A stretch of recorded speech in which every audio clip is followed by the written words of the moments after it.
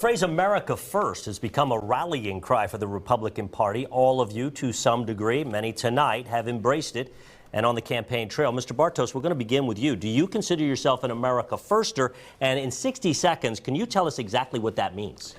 President Trump won Pennsylvania in 2016 because for the first time in generations, millions of our fellow Pennsylvanians felt listened to. They had felt ignored for generations, and someone was finally listening to them and fighting for them. And that means energy jobs. It means all of the main streets that I've had the privilege to travel around the last 5 years in all 67 counties, meeting working families, meeting farmers, meeting the people out there, fighting in our healthcare systems to make sure we stay well, fighting to make sure our energy gets to market.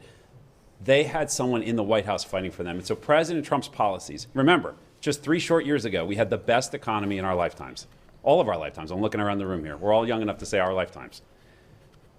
Unemployment at the absolute low for every group that's measured. People were working, the economy was growing, and for the people who are at the bottom of the economic ladder, building their way up, their wages were increasing at the highest. So to me, America First means policies that put working families on a path to growing and climbing that ladder, parents being empowered to make the decisions right for themselves and their children, and safe and secure communities. Thank you. We're going to turn to Ms. Sands. Same question. Define what America First means to you and how it would guide your work as a senator. You have 60 seconds. Thank you so much.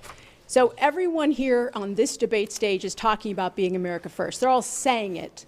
I actually did it. I'm the only person in this race that was appointed by President Trump to be his ambassador to Denmark, Greenland, and the Faroe Islands that actually worked in the administration, putting America First policies forward every single day.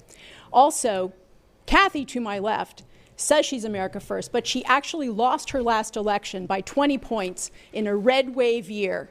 And she says America First, but she can't actually close the deal. She lost by 20 points, and it was not stolen by 20 points. We need someone who can win this election. I'm a reliable conservative voice that will always vote conservative and America First in Washington. You can count on me. They did not steal that election by 20 points. She lost her last election to a weak Democrat. John Fetterman is not a weak Democrat. He's strong. I will beat John Fetterman in the fall. Thank you. I am going to give you 30 seconds to respond, Ms. Thank you so much for that. Because are you saying that there was absolutely that the 2020 election was above par, that there was no fraud, that there was no issues with that? Not 20 points. Are you telling me that it was perfect? And because apparently that's what she's saying. So for all of us in the Republican Party, now we have a candidate on stage, Carla Sand, who is saying that there was absolutely nothing to see in that 2020 election. But beyond that, you say that you are America First, and you did so much for President Trump, and yet he rejected you twice. Thank you, Ms. Barnett. And did not give you that advice. Ms. Sands, I'm going to give you 15 seconds quickly to respond to that. President Trump doesn't always get the best advice. It's unfortunate but true.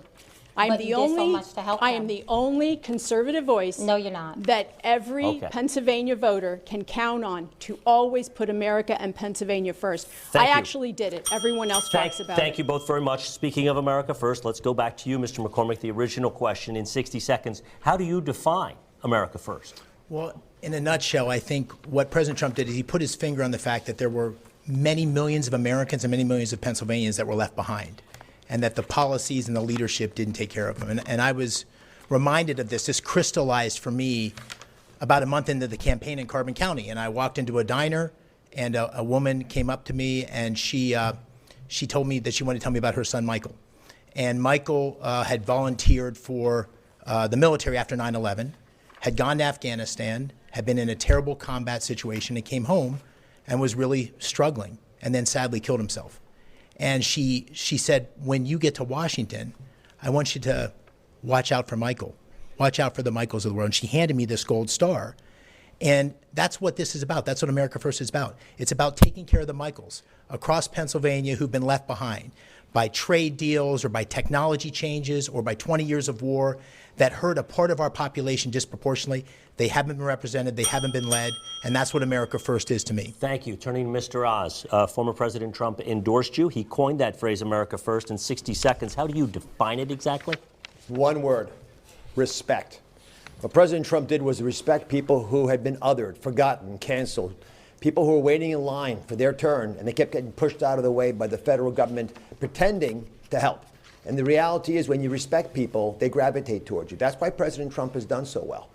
And by respecting people, specifically that manifests by educating their kids, and that includes, by the way, protecting them from indoctrination when they're 5, 6, 7 years of age. But it also means putting them through high school so they learn a trade, they're able to go out and actually make a living, and they're in a position where they can go out and become what conservatives need to do, which is to populate the country with people who think about conservative values as they make their lifelong decisions.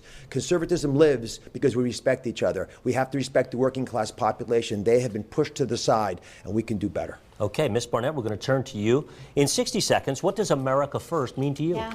You know, a few moments ago, Mehmet said that MAGA means respect. No, MAGA means freedom. And if you're a conservative Republican, you know that. Yes, President Trump coined the word MAGA, but the word itself, Make America Great Again, belongs to the people.